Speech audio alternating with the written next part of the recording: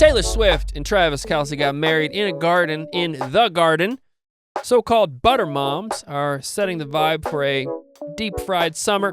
And new data from Christ Youth and Barna gives us insight into how Christian teens are using AI. Welcome to the Roundtable.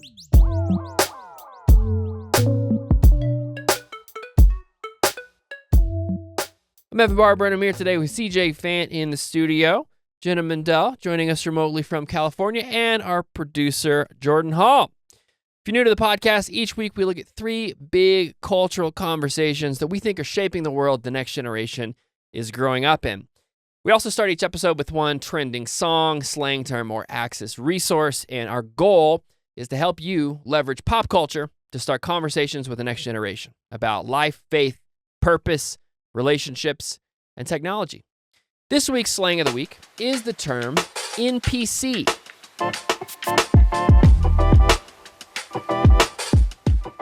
Let's start with you on this one, CJ. What is the term NPC?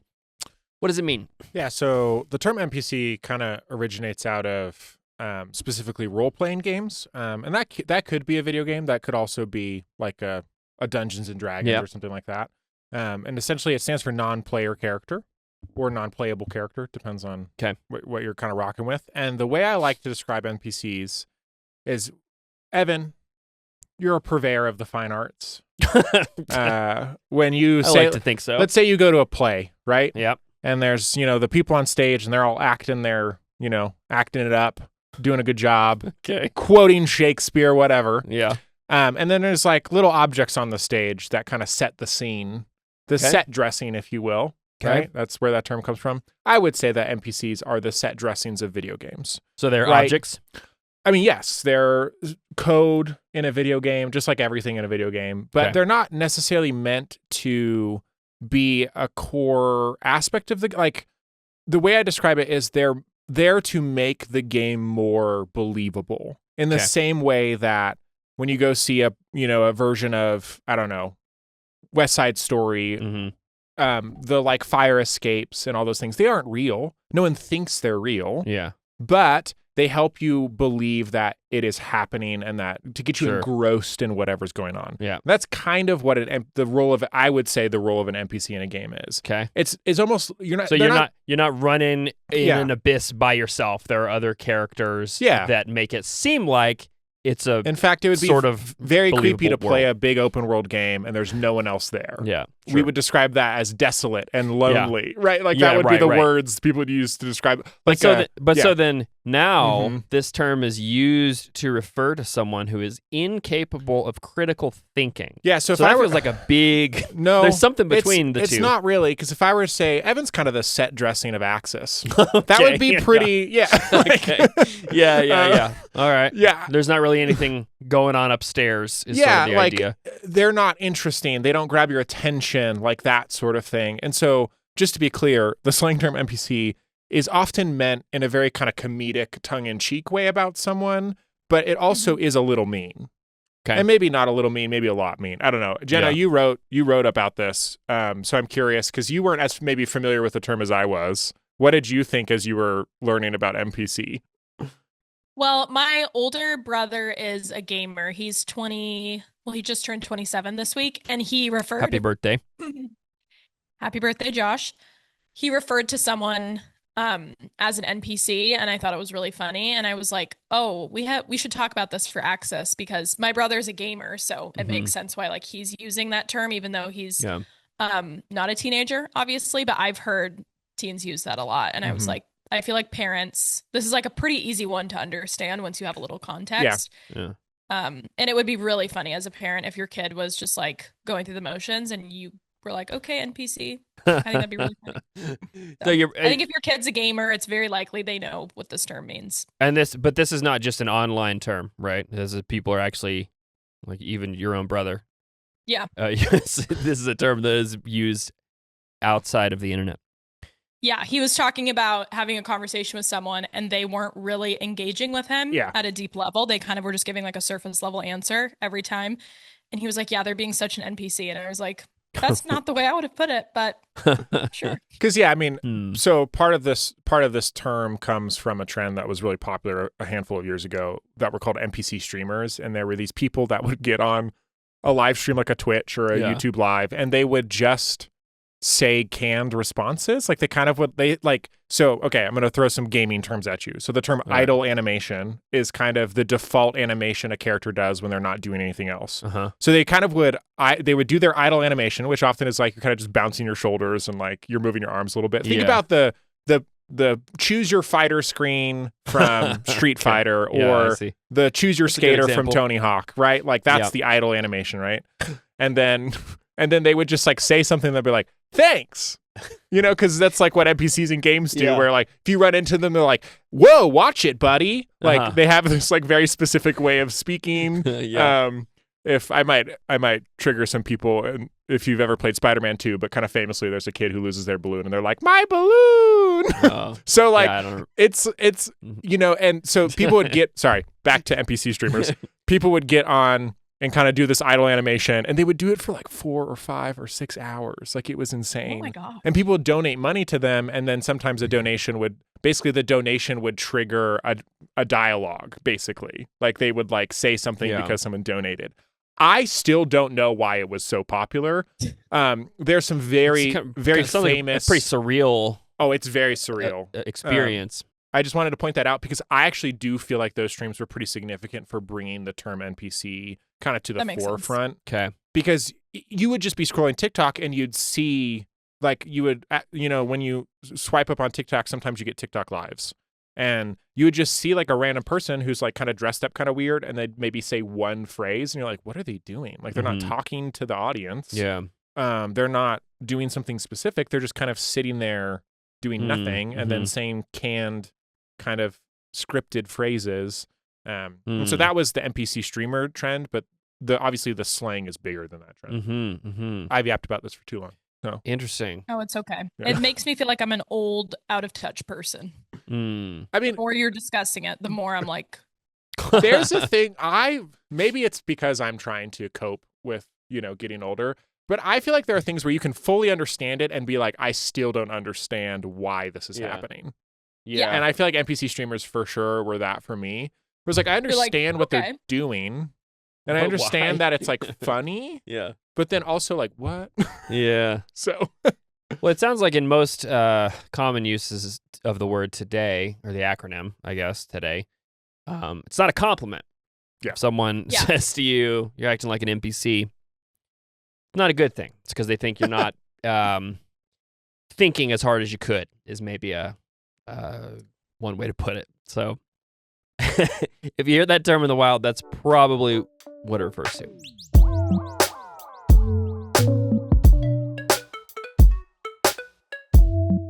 All right, first thing from the top 3. Just TNT married. Taylor Swift and Travis Kelce were married. That's right. They really did it on Friday, July 3rd. Before 1,000 guests at Madison Square Garden in the most anticipated nuptials of the year. Adam Sandler officiated. Paul McCartney played the Beatles song, I Want to Hold Your Hand. And apparently they also raffled prizes at the wedding, including watches, handbags, and a vintage 1970 Chevrolet. Jenna, let's start with you on this one. What should parents understand? What should humans understand about the cultural significance of this wedding? Yeah, for Swifties, this was a huge day. I think a big part of that is because throughout Taylor's career, over the last, I think this year it's the 20th anniversary of her debut album, Taylor Swift. She's been singing about weddings and marriage and love. And so I think this was like the Super Bowl for her and her fans as well. And as a big Swiftie myself, I was Googling Taylor wedding like every hour on Friday. I was out actually celebrating my wedding anniversary.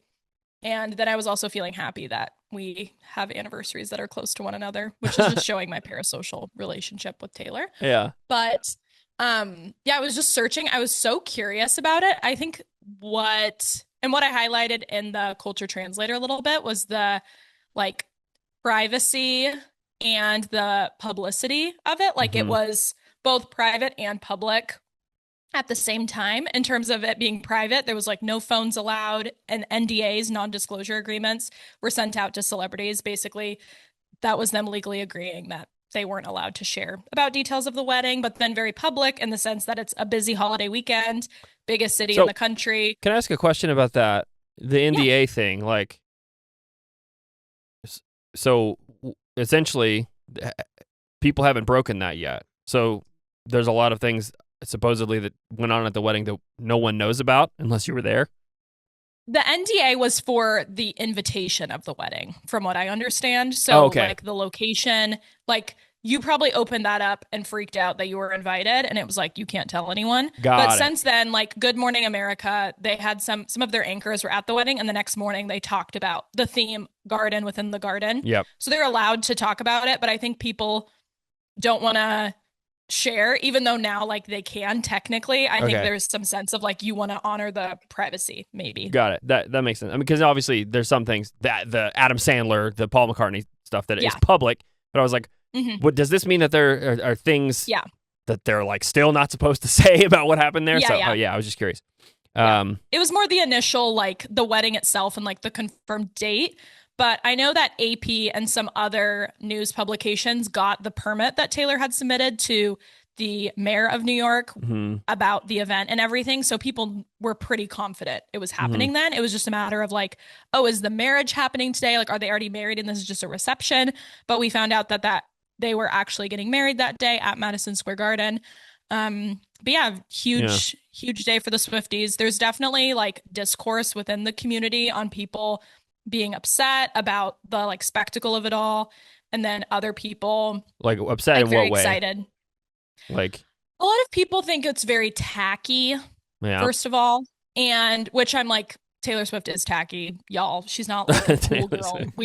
We've been knowing this as fans. Right. She's cheesy and she's cliche and she's never not been that.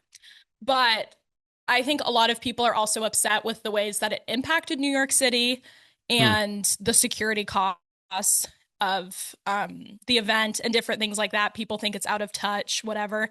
On the other hand, I'm a little more like kind of in the middle. I feel like I get both sides, but at the same time, when you have 1,000 pretty high profile guests and Taylor, it makes sense why they didn't want to do something that was more public.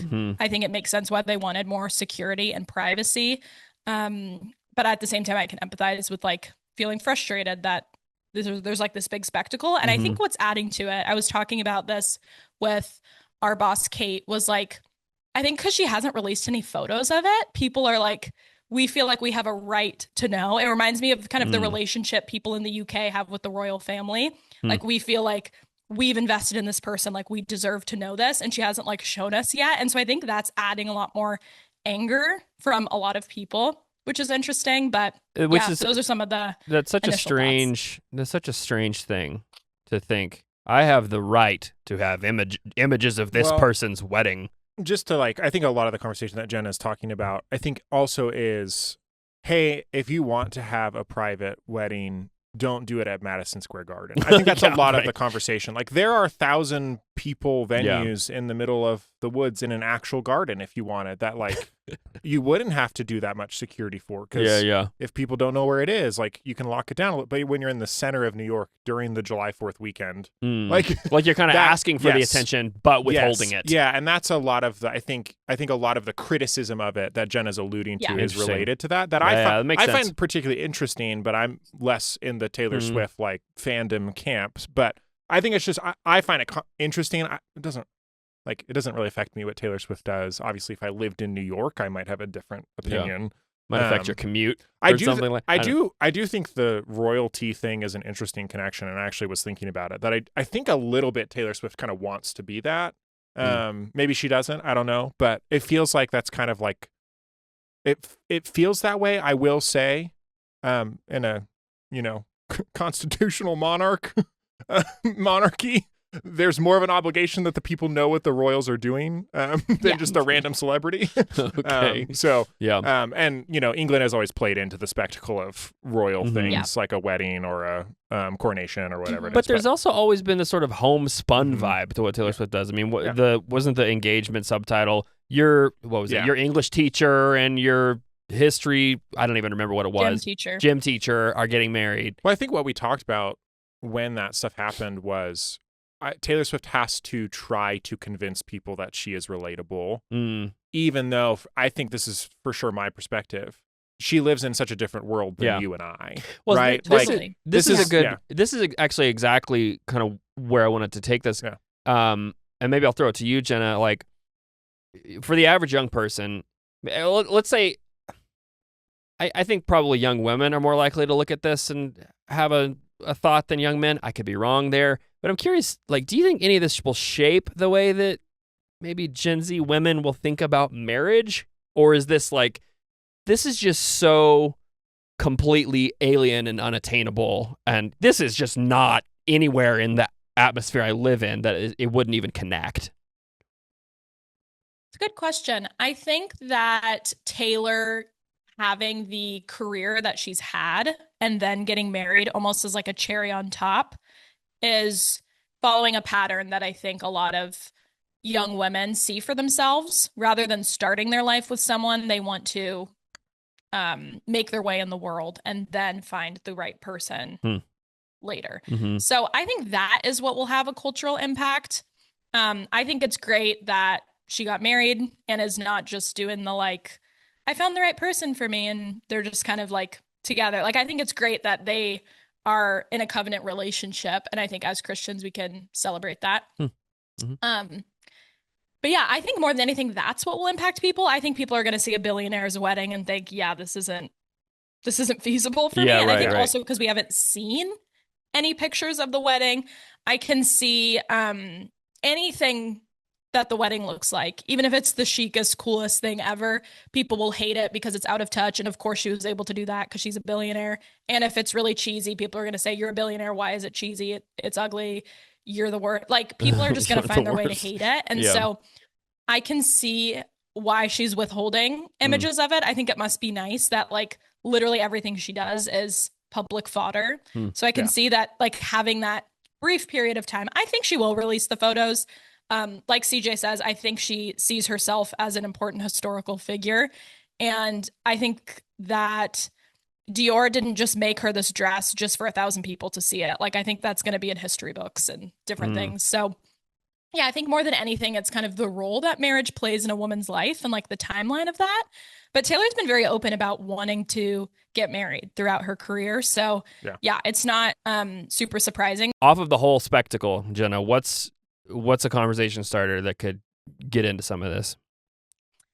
One fun question that I talked about with our junior researcher this morning, and one I talked about with my husband as well. If you had a celebrity officiate your wedding, who would you have?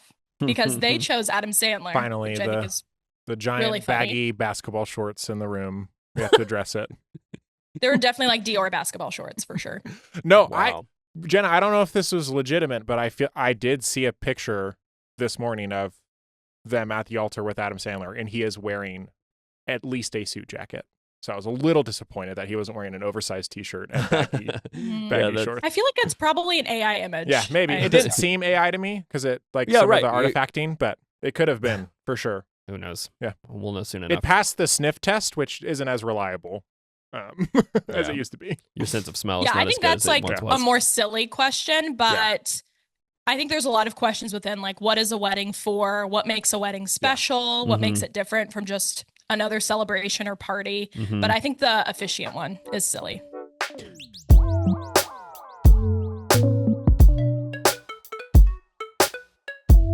All right, next up, churned to perfection.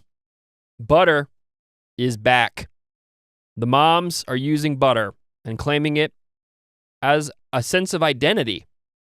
The new hashtag Butter Mom trend has positioned itself as the counterpoint to the Almond Mom trend, which, if you do not remember, was essentially about mothers who were somewhat obsessed with portion control, handing down what could be classified as potentially unhealthy eating habits to the next generation. The butter mom is the opposite. She says, hey, have some more. Have some more food. Put some butter on it. You don't have to, skimp out. I cooked a whole meal for you. A representative TikTok shows a plate filled to the edge with peas, mashed potatoes, pasta, meatloaf with a sort of zigzag of ketchup on it, toast covered in butter, a tall glass of milk, and a little cup of ice cream I have indigestion to take with you. You're not into it? I'm getting indigestion. You don't feel it? You're on the almond train, huh?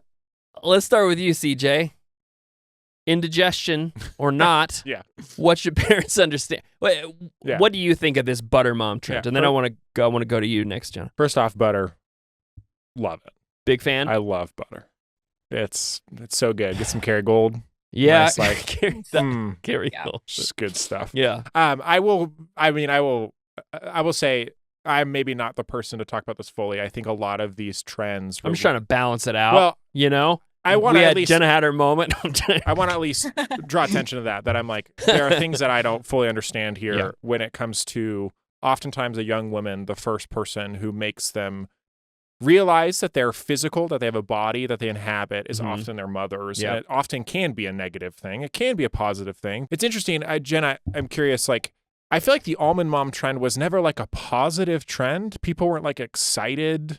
Like that was like, it wasn't like a trend that you want to strive after, that it's like, oh, you should be an almond mom. Like that was. Yeah, it's not aspirational. Yeah, that's the term I'm looking for. Thank you. I will like to comment though, when I was looking through this and doing the research, one of the things that really stuck out to me was there's also this idea of like warmth and hospitality that's present with butter moms. It's not just related to like body image and food and your relationship to food. It also is your relationship to home and this concept of, do you feel safe at home? Yeah. Do you feel loved no matter what at home? And also this invitation of like bringing other people into that space. And I think I want to broaden the trend maybe so I can talk about it more, but also because I think it is bigger than just a mother-daughter relationship, which is one of the most important relationships, right?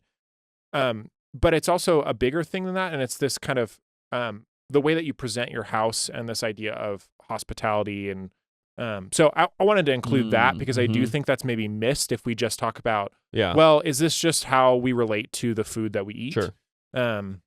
I do appreciate that angle. Yeah. But I'll let Jenna speak more to some of those those mother-daughter dynamics because I'm not a daughter, I'm not a mother. So this is true. It seems like the butter mom trend is kind of a reaction to almond moms.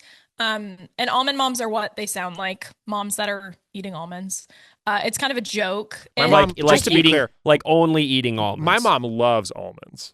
Yeah. That awkward moment. She freaking hits those almonds, man. But that's not the only thing she eats. Yeah. I would not describe my mom as an almond mom. Like the idea is not, you like almonds. It's you don't let yourself eat anything. This is all an almond mom might sound like, you're getting seconds, or I had dessert, I'm bad, I'm being bad. Like kind of like negative language around food and judgments about other people's food that if you maybe called them on, they would just be like, oh, it's just an observation. Like they aren't trying to, and I believe that to be true for a lot of moms. They aren't trying to be harmful. They're just projecting like, oh, I wouldn't eat that much. So they're like, oh, you're getting seconds, you're having that much, or that's a lot of dairy or whatever. And so I think that I'm not 100% on where the term comes from, but I was watching this video essay on YouTube about butter moms, and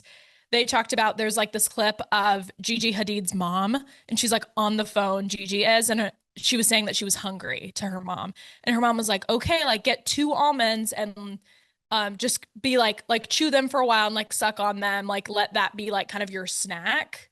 Yeah. And I was like, Yeah, and that's kind of where it what? comes from, right? Like that was sort of the inciting incident. That could be the origin of it. Yeah. It could be. I'm not 100% sure. I don't think it's super important what the exact origin is, but that's a good example of it's important kind to of me, like Jenna. what people are talking about. It's a popular TikTok to be like when you're on vacation with your almond mom, and it'll be like you're eating ice cream and your mom's like, "Oh, I could not have that." Like, oh my gosh, like, I could blah, not. blah, blah. So and like making sure she gets her step count for the day, just like a lot of obsession around food and body. So let me ask you this: how widely embraced do you think this butter mom thing is? It's always the question, right? Is like, is this just a video that's slotted into one of our team members' For You pages, or is this like actually a representative trend of culture as a whole? Like it, I mean, does this suggest a major shift in how people talk about body image online, or is it just like, oh no, some people never really were into that, so here's this other thing now? I think it shows some fatigue around a lot of conversations around body image. I think with the rising use of GLP-1s, especially for young women, there's a lot of pressure. Which could you just to make sure everyone knows what that is? GLP-1s. Could you just? Yeah. Okay, I forgot. What is it? Can you just tell me? GLP-1's like Ozempic, so it's medication. So you can either administer weight loss it drugs through. You can get. Why can't I think of the injections? Like weight loss injections, or you can take a pill. It was originally for diabetes, like to treat other things, but then weight loss is one of the side effects. It suppresses your appetite. Like a lot. And it's a big conversation online with young women right now, particularly like around award season over the like first couple months of the year, of a lot of celebrities whose bodies were looking like not just thinner, but kind of malnourished. And so there was a lot of commentary around that. There's a lot of commentary right now around Ariana Grande and her tour that she's on and how she looks kind of malnourished. And so it's a big conversation online. And so I think the butter mom is like a very valid reaction. I think almost similar to the trad wife reaction to kind of like the disintegration of families. Butter mom seems to almost be kind of feeling this aspirational, like cozy mom that's not judging you, that's taking care of you, that sees food as nourishing. So I think it's more like what CJ was saying, the attitude behind it is what people want to embrace. Like you can be a butter mom and still eat just organic whole foods, but you could just have a better, more non-judgmental presence around it. Yeah, I don't want to add like too many wrinkles to this, but I do want to comment that I'm struggling to like separate a lot of stereotypes about specific people groups with these trends. Like when I think about an almond mom, I think about a specific type of mom, and when I think about a butter mom, I think about a specific type of mom. Maybe it's because I associate butter with Paula Deen, but I do feel like even the thing you described feels like a very Southern meal to me. But I want to resist that, just to be clear. But I do think I want to add that into that because I think there are wrinkles with the way that trends interact with actual life. Maybe I'm crazy, but like when I think about a mom on vacation who's telling her daughter to not eat food because she won't look good, I think about a very specific type of mom, and that's not always true. But I do think we operate in these kind of stereotypes when we get into these types of conversations. I think it's very easy to not embrace, but like to function inside of those stereotypes. There's a lot of interesting layers to that. I'll let you, and Jen, I don't know if you have any thoughts on what CJ said there. Yeah, actually, in the video essay that I mentioned, I sent to CJ, it was a Black woman who was talking about her experience in her family and how it was very normalized. I think she said that she was from Ghana originally, and she spoke that language and said something to the effect of like, you're looking fat, you're looking overweight, and like something that family members will just openly say to one another.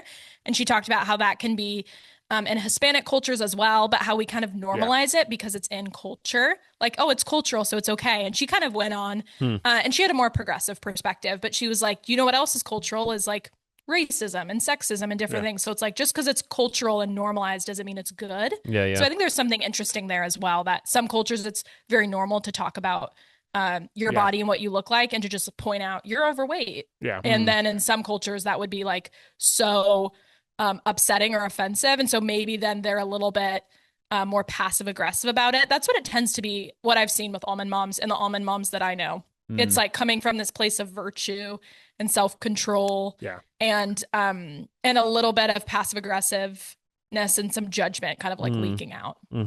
Wow. I was gonna, for the sake of balance, ask CJ to throw a conversation starter on the end of this one, but I'll ask either of you. If someone wanted to start this chat, what's a question that they might ask? I can run with it. Well, what do you got? I think it'd be very interesting to ask, when you think about a house that's really hospitable, what do you associate? Like when you like feel welcomed in someone's house, what are the things that they do? Like why do you feel welcomed? Like those types of questions. I think that's very interesting, because I think part of it might be food. It might be like, they have a snack drawer that I can just grab wherever from. But it might also be, the way they speak to you, the way that they welcome you in, like those types of things. And I do think a core part of this is about hospitality. Because I don't want to keep adding to the conversation, but I do think a lot of these messages come from outside of our home too. That like I had lots of friends' moms who would make comments about my weight, but I was skinny, so it was the opposite. They would say, "Well, you should eat more," and I never knew how to deal with that. And my mom didn't really make comments like that. My dad didn't, so I didn't know really how to deal with it. Yeah. So I think it is worth saying. Like it might be your daughter goes to a friend's house and then someone makes a comment. So I just want to add that. But the question I would ask a teen is, how do you feel welcomed inside of a home? How's that? Like, what's the thing that you'll be like, how do you feel welcomed inside of a home? I like it. I like it. Jenna, I like that. If you want a more brave, not that that's not a brave question, but if cowardly question. That's the cowardly option. This is the brave option. Yeah. This one I would be hesitant on depending on your teen, but maybe asking your teen, like, what do you think our family's relationship with food is? Could be a really interesting question, and that helps more than being like, what is your relationship with food? What is my relationship? Bring yourself into it. It helps it be a little more broad. So that might be a worthy question, but also could be difficult if you have a son or daughter who's struggling with an eating disorder. So but I think opening that question is important, and there's a lot that could be said there. Hey, I'm Bree. I just wanted to pop in and say that today's episode is made possible thanks to The Table. That's our amazing community of monthly givers who make sure that Access resources stay free for families everywhere.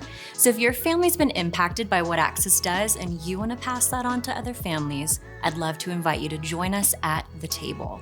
Head to www.access.org/thetable and join us today.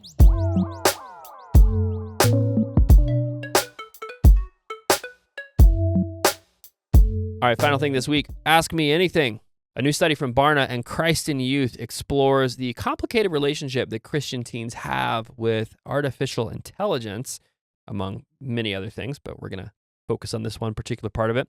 The 1,500-person study asked teens about how engaged they were across the following categories as representative of faith. Those categories were spiritual practices, evangelism, service, faith integration, a sense of belonging, and a perceived calling to ministry or missions. So those who showed engagement in at least 5 of these were labeled in the study as faith-activated people.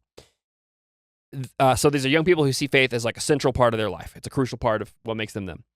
And then the survey revealed that faith-activated teens, so people who are a yes in most of what I just said, are nearly twice as likely as all teens to trust AI on multiple measures and to prefer its advice to that of a real person.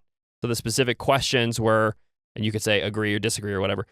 I trust technology and AI to give me helpful information. AI feels like a safe place to ask questions I wouldn't ask out loud. AI usually gives better answers than people do. And I would rather ask a digital tool than a person when I'm unsure about something.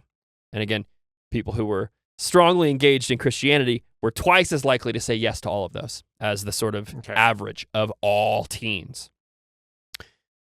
So I'm really curious what you guys make of that. I've got a variety of theories, but what do you think that means? I feel like I want to hear yours first. Sorry. Well, I know you're trying to create conversation, but I'm trying to create conversation here on the I feel Access like I don't know. conversations. Maybe that's just. I think it's worth saying. I feel like I don't know what to take away from this data. Maybe that's the thing I should say. I have lots of thoughts. Okay. I feel like I don't like. Part of me was like, I don't know if I love that.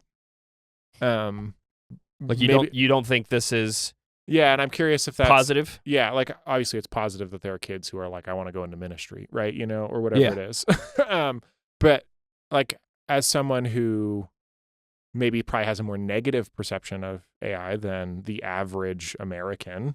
I'm like, I don't love that. What are your thoughts, Jenna? Yeah.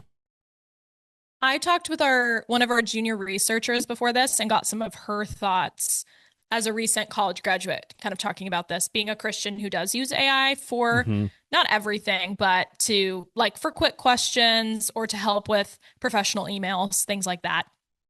And I was kind of poking her brain about it, and she was really surprised about the stat as well. And we were kind of just talking about it together, and we were like, I think it makes a lot of sense because particularly young Christians tend to be a little bit more rigid with their faith beliefs and really wanting clear black and white answers. And I can speak for my personal experience. And then attending a Christian university, there wasn't a lot of like gray area or nuance. And anytime a theology professor kind of said that, like, yeah, there's two different sides of this argument, and some of the issues the church has been wrestling with for a really long time. We don't have a clear consensus on some things. And I think for a young Christian, that can be really distressing. Like you want to have the right thing. Yeah. And the word of God, making sure that you're interpreting it perfectly and you have all these right answers, especially if you want to share your faith with others, there's this pressure that like, I need to have all the right responses. And so I think there's something really helpful that can resolve that distress pretty instantaneously, which is AI. And so we kind of were talking about that. And she gave some examples of things that she's kind of asked AI when it comes to faith, and then like looking at the sources that it says, and then like talking about it with family and friends. And so I think it can be easy because I'm a little bit more pessimistic as well, a little more cynical when it comes to this. I'm like, no, don't use it. But it doesn't sound like it was the first, and it sounded like it was the first place, but not the last place that she was going with it. And so, yeah, I think that kind of highlights a little bit, but I think a lot of it is that desire for truth and wanting to resolve maybe the discomfort of faith. So let me make sure I understand what you're saying. You're saying maybe if a young Christian is talking to an older Christian, maybe at a seminary, and they're saying, hey, Christians disagree on this. Some people believe we have free will. Some people lean hardcore in the determinism direction. And there's a debate. Like you're saying, maybe someone could go to AI and be like, tell me what's true. And AI might be likely to do it, or at least I believe that there are a lot of these things that will always be mysterious, but I think AI maybe sometimes would speak with a level of confidence that could be compelling. Is that what you're saying? Yeah, I mean, I think part of what Jenna's saying is her professor at school maybe wouldn't be willing to make a definitive statement because they realize the complication and the thousands of years of conversation about a specific spiritual and theological topic. Yeah. And I do think that is, I think that's really really wise. Yeah, there's a wisdom in that. Yeah, whereas AI might be like, oh, I've got these 3 Reddit posts, and I'm gonna like. Excuse me. I also want to comment, Jenna. I think this is just a really insightful conversation. I think with the junior researcher, but then also just bringing this, I feel like this is what I didn't feel like I had when I said I don't know. But I feel like this is. I mean, it's really sparked my thought process because I do think. One, I think you're absolutely right about young Christians. Often they wrestle with the nuance. And it feels uncomfortable to them, so they try to remove it in some way. I also think there's just this point that I think when you engage with humans, things become more complicated. Totally. And so when you go and talk to someone about an event that occurred, you're going to get 2 different stories. Like I think anyone who's worked in a first responder, job or police or whatever it is understands that finding out what really happened is very difficult. Sure. And so like lots of things in our life feel unclear or maybe convoluted or whatever term you want to use. And it feels like AI is a shortcut around that where it's like, well, the AI said this or I saw this and it gives you reasoning. Like you can ask for that and you can see that, but things are complicated and it takes some bravery to say, I have this perspective, but other people who are really smart and also love Jesus have a different and conflicting perspective. Yeah. And That feels almost intolerable for, I think, a lot of folks. Yeah. You know? I mean, that's just the state of our world. I right? know. That's I know. the That's why it's so polarization important. of, Do you guys think that's not AI's fault, I don't think. No. AI I slots think it's into just it. a symptom. Yeah. Do you guys think that this suggests a sense that having the right information will save us? And maybe not literal salvation, like in the Christian sense, but like if I can get the right answers, then I will be okay. Does that seem like one of the undertows here? I would argue that some people do think that they do associate yes. their beliefs about Jesus is what will save me. Yeah, right. Like, but I mean, just so if I have the correct free will beliefs, thing, right? yeah. Like, if I just know exactly what to think, then I will be okay. As opposed to, I trust that God's got me even if I don't fully understand. Something like that. Yes. I mean, I wonder if that's curious your thoughts, Jenna, if you think that could be one of the factors. Yeah, I think there's a lot of pressure to understand scripture perfectly, especially when it's like, this is the word of God. Like, okay. I think there's a pressure to resolve all the questions we have about scripture. And I think one of the best things that a caring adult can do is like welcoming those questions and helping teens understand that like God also welcomes those questions, and God designed our brains and knows exactly how each of us operates and our particular hangups and different things. I think if your teen is expressing any doubt or any questions and you respond with kind of anxiety, that might bring up that for them. And so I think one of the best things you can do is to ask questions and be open with them about that, but also being assured that like it's coming from a place of like them really caring for the most part about doing the right thing and knowing the right thing. But I think we forget, I think it's so important to have a rational faith, but like faith is hope not seen. Like there's actually just mystery. Right. And I think that's really hard for us to embrace, like post enlightenment. Like before that, it was like God is other, like he's so above us. And there are parts of theology and faith, like he gives us what we need to know, but there's a lot of questions and things that are kind of like, we have the essentials of our faith, but like the Apostles' Creed, but then like there's a lot of other things that we're like, I don't know, maybe this is the role of this and etc. Right. But I think as a young Christian, it was very distressing for me to realize that like, oh my gosh, there are people in good faith that like disagree on this, and then feeling so much pressure of like, oh, what if I believe the wrong thing, whatever. Right, So I empathize a lot with the AI use, even though at first glance, when I first read this topic, I was like, we're cooked. Like, oh my gosh, like what are they doing? But it's like, no, it makes sense. Like I Googled a lot when I was in high school about things like this. And so it's just I think the instantaneous aspect and the anonymous aspect is really big. And you're never going to be like more efficient than AI, I think, when it comes to this. But efficiency isn't a value in the kingdom of God. So I don't really think we need to like put that on that. Put that on the preview. Yeah, how do we establish that fact with young people though? Right? The fact that efficiency is not so a value. So let's just say I'm, a 15-year-old boy who's really wrestling, or maybe that's too young, maybe a 17-year-old boy, and I come to you, Evan, and I could get an answer really quickly from ChatGPT about a theology thing.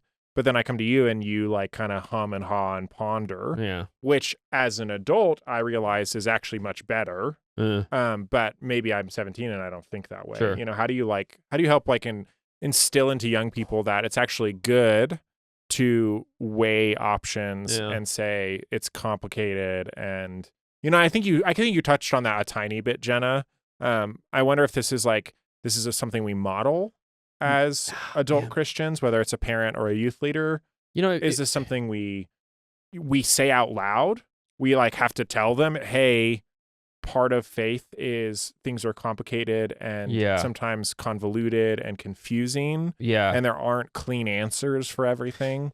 It seems like one of the strengths of if you as a 17-year-old young man comes to me as your elder and spiritual mentor, And you ask me a really hard question. I think one of the things that I can do that AI cannot do is I can see the whole person who is coming with the question. Maybe I know the context of your life. I know that what might seem like an abstract question actually is tied to a very particular painful personal circumstances. Yeah. To use like every word starting with P in a row. And I think that is one of the things that AI, I guess I should say, at least as it currently exists, cannot replicate. I don't know that it'll ever be able to do that. The human knowledge. It's hard for it to make nuanced connections in that way. Abstract connections, The understanding of context of the person, I think, is a big part of what humans can offer in that type of relational dynamic.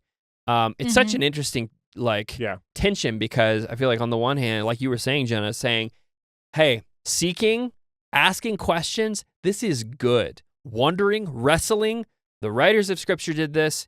It is a noble and valuable thing. Also, we're never going to fully know a lot of the stuff. That doesn't mean asking is futile, but it does mean it does mean that the information that we think we might want is not always going to be available.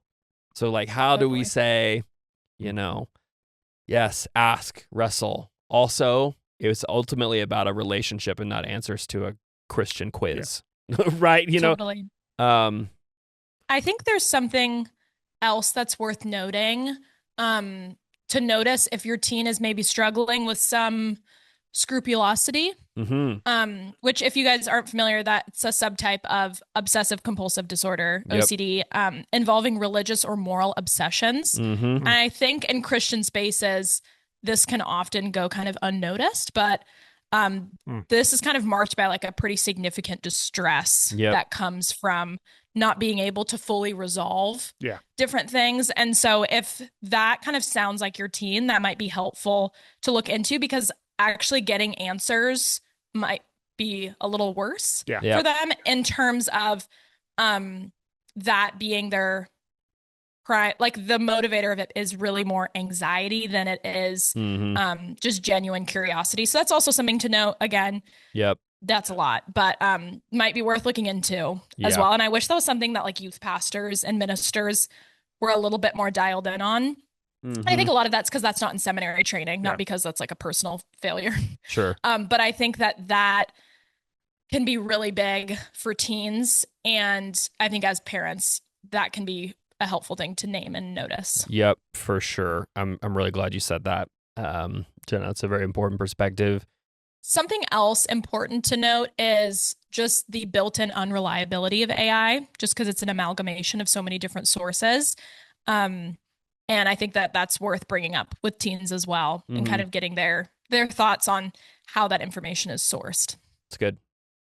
There's so much more we could say, but we got to wrap this. I think the question for a conversation on this is maybe something like, you could just ask, why do you think Christian teens might be more likely to trust AI? And just see where the conversation goes. There's a lot of other details we could include from the study. But I think just getting that going could be great.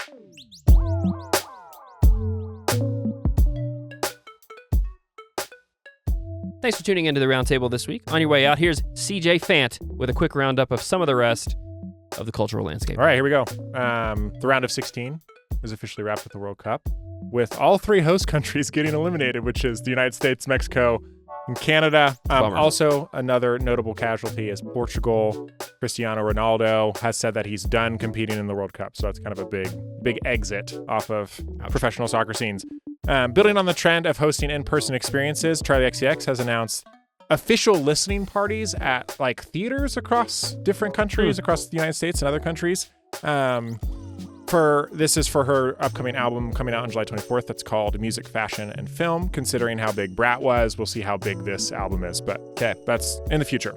The Academy of Motion Pictures Arts and Sciences, which is basically the Academy, they do the Oscars, have invited 529 new members, and kind of Gen Z notables are Jacob Elordi, Jenna Ortega, and Mia Goth. The video game industry, you guys talked about this last week. I wasn't here. PlayStation announced that they're like cutting or getting rid of physical discs. people are still really mad about that, Yep. to be clear. But Xbox this week, it's the end of their fiscal year at Microsoft. They cut 5,000 jobs inside of the Xbox ecosystem, and they're saying they're resetting Xbox. So it's very volatile in video games right now. Wow. And then finally, there was a Luddite festival in New York City that was like focused on people rejecting big tech. And that was like over kind of while Taylor Swift was getting married, there were also a bunch of young people who were like, we're Luddites. We don't want big tech. But I think it's just this continued trend of. That's not where I would expect a Luddite festival to happen. Tompkins Square Park. That's where Tompkins Square Park. Yeah. Okay. So those are just 5 things that are happening in culture. I don't know if you guys had any comments about those, but. No comments. Yeah. I think you nailed it. We'll have links Crushed it. Links in the show notes if you want to explore any of this further. For now, goodbye from your favorite podcast team. We'll see you next week. Adios.